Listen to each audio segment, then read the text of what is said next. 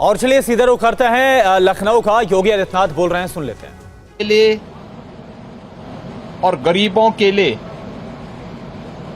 नई स्कीम, नई योजनाएं प्रारंभ हो, युवाओं के एम्प्लॉयमेंट के लिए, उनकी स्किलिंग के लिए, अन्नदाता किसानों के लिए कोई नई योजना घोषित हो सके, गरीबों के कल्याण के लिए कुछ नए कार्यक्रम आगे बढ़ सकें और महिलाओं के सम्मान और उनके स्वावलंबन के लिए भी कुछ अतिरिक्त प्रयास आगे बढ़ें। इसके लिए हम लोग 59,000 करोड़ रुपए से अधिक की अनुपूरक बजट को भी लेकर के आए थे, जिनके लिए इन सभी मदों में धनराशि की व्यवस्था भी थी। नई योजनाओं को घोषित करने के लिए चर्चा विधानसभा में हो सके, इसके लिए उन कार्यक्रमों के साथ हम लोग आए थे। लेकिन समाजवादी पार्टी के नकारात्मक रवैये के कारण युवाओं के मुद्दे पर, अन्नदाता किसानों के मुद्दे पर, महिलाओं के स्वावलंबन के मुद्दे पर या गरीबों के लिए बनने वाली वेलफेयर की अन्य स्कीमों के मुद्दे पर सदन में समाजवादी पार्टी ने कोई चर्चा नहीं होने दी। इनका ये आचरण असंवैधानिक भी है, युवा विरोधी है, किसान विरोधी है, महिला विरोधी है और गरीब विरोधी भी है। 59,000 करोड़ रुपए से अधिक का अनुपूरक बजट इन नई मांगों के साथ साथ प्रदेश के इंफ्रास्ट्रक्चर की स्ट्रेंथनिंग के लिए,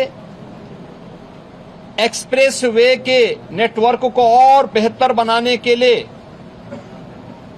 जो माननीय जनप्रतिनिधियों ने डिमांड की थी, उसके लिए भी धनराशि का प्रावधान किया है। हमने प्रदेश के अंदर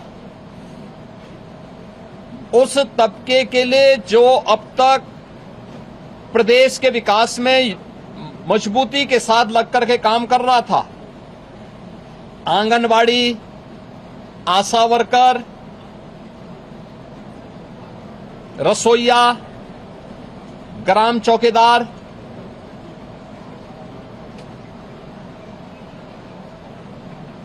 आपके कोटेदार, इन सब के साथ साथ उस हरेक तबके को छूने का प्रयास किया था जिनके मानदेय बढ़ने हैं।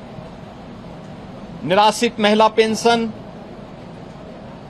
वृद्धावस्था पेंशन, दिव्यांगजन पेंशन में भी वृद्धि हो, चर्चा हो, जो लोग अब तक इन योजनाओं से जुड़ नहीं पाए थे उन लोगों को जोड़ने का प्रावधान हो, इन सब पे सदन में चर्चा हो।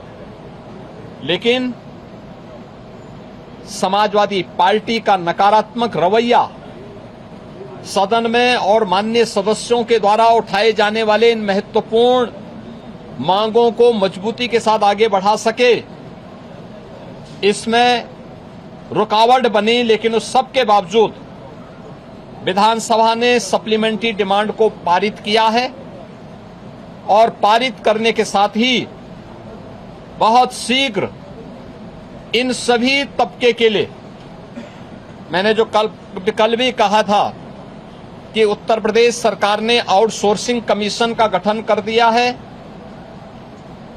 एक न्यूनतम मानदेय हर एक आउटसोर्सिंग कर्मी को प्राप्त हो और उसको हर प्रकार की सामाजिक सुरक्षा की गारंटी भी प्राप्त हो, उसको हम अगले बहुत शीघ्र उसको आगे बढ़ाने जा रहे हैं। उसके लिए धनराशि की व्यवस्था हमने बजट में कर दी है।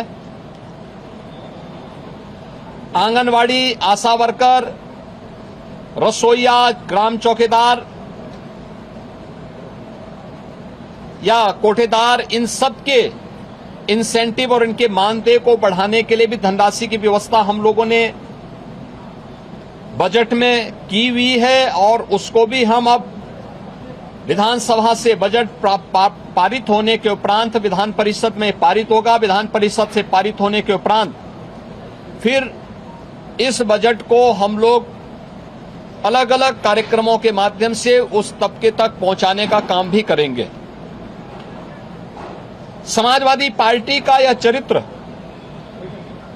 इस तबके को अपमानित करने वाला है, जो अल्प मानदेय प्राप्त करने के बावजूद प्रदेश के विकास के लिए और 25 करोड़ जनता जनार्दन की सेवा के लिए पूरी प्रतिबद्धता के साथ कार्य कर रहे हैं। इससे पहले भी इन्होंने शिक्षा मित्रों के भविष्य के साथ खिलवाड़ किया था।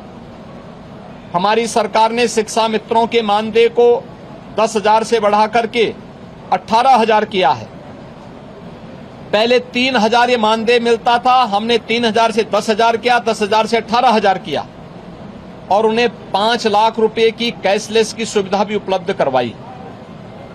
अनुदेशकों को प्रदेश में 9,000 मिलता था, उन्हें 17,000 रुपए उनका मानदेय किया और उन्हें कैशलेस की सुविधा भी उपलब्ध करवाई। बेसिक, माध्यमिक, उच्च शिक्षा से जुड़े हुए जितने भी शिक्षक हैं, इनके मानदेय को इनको कैशलेस की सुविधा उपलब्ध करवाई। अन्य तमाम तबके के लिए बेहतरीन स्कीम को लेकर के, योजनाओं को लेकर के हम सप्लीमेंट्री डिमांड्स में आए थे और इन सब के साथ साथ सामाजिक न्याय के लिए अपना जीवन समर्पित होने वाले उन सभी महापुरुषों के लिए, जिनमें बाबा साहब भीमराव अंबेडकर हैं, जिनमें महर्षि वाल्मीकि जी हैं, संत शिरोमणि सदगुरु रविदास जी महाराज हैं, सामाजिक न्याय के पुरोधा के रूप में और महिला शिक्षा का पुरजोर समर्थन करने वाले संत ज्योतिबा फुले हैं, साहू जी महाराज हैं। इन सभी लोक माता अहिल्याबाई होलकर जी हैं।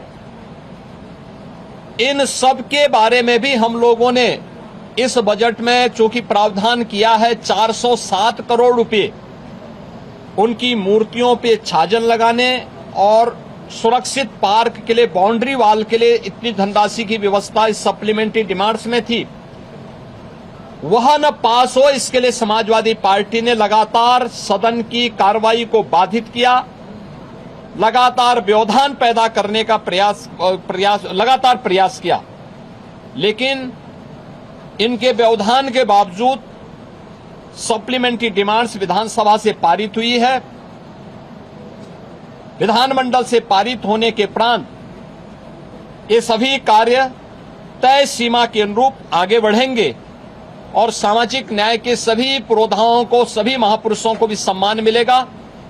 समाजवादी पार्टी के दोहरे चरित्र के खिलाफ, जो दलित विरोधी है, पिछड़ा विरोधी है, युवा विरोधी है, किसान विरोधी है, महिला विरोधी है, गरीब विरोधी है, इन सब चेहरे का उजागर आज उत्तर प्रदेश सदन ने किया है कि इन लोगों का चेहरा और लोकतांत्रिक और संवैधानिक और इस पूरे तबके के साथ अन्याय करने वाला रहा है, अनर्थ करने वाला रहा है। समाजवादी पार्टी के इस अलोकतांत्रिक और संवैधानिक व्यवहार को, जो शर्मनाक व्यवहार लगातार सदन में देखा गया है, हम इसकी निंदा करते हैं और प्रदेशवासियों को इस बात के लिए आश्वस्त करते हैं कि डबल इंजन की एनडीए सरकार ने पिछले 9-9.25 वर्ष के अंदर जिस प्रतिबद्धता के साथ समाज के प्रत्येक तबके के हितों के लिए कार्य किया है, उसी प्रतिबद्धता के साथ यह अभियान बिना रुके, बिना डिगे, बिना थके आगे बढ़ेगा। बहुत बहुत धन्यवाद। योगी आदित्यनाथ जिंदाबाद। तो यूपी के सीएम योगी आदित्यनाथ को आप सुन रहे थे। गरीबों के लिए जो तमाम योजनाएं शुरू की गई हैं, यूपी के सीएम योगी आदित्यनाथ को आप सुन रहे थे।